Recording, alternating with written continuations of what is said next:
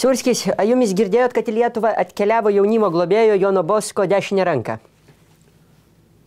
Kas čia toks? Jono Bosko dešinė ranka. Na, tai aš girdėjau, bet aš sakau, kas yra Jono Bosko dešinė ranka, kas čia toks yra. Čia pavaduotojas? Jūs visiškai nesigado. Čia yra jaunimo globėjo Šventojo Jono Bosko dešinė ranka.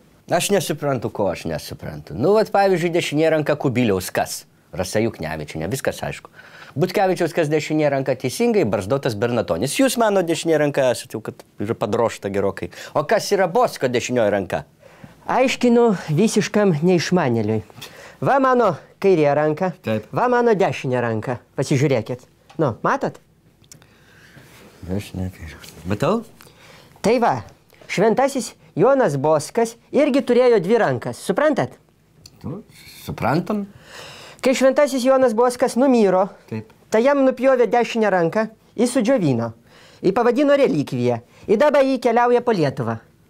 Pati kelia. Tai čia kaip Adamsų šeiminėliai, kur ta ranka, kur savistoviai vaikšto. Kuti.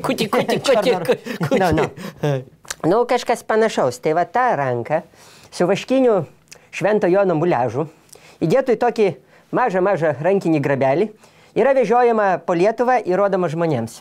Tai jis čia painiojat su Human Body Exhibition, kur buvo atvežta vat, pas mumis į Lietuvą, kur buvo daug sudžiovintų kiniečių, kaip voblus. Ir visi ėjo žiūrėti, ir bažnyčia tada baisiai pyko, kad čia yra šventvagystė. Oi, negalim. Nu, čia visai kas kita, čia pati bažnyčia vežioja. O tai kodėl nesipiktina?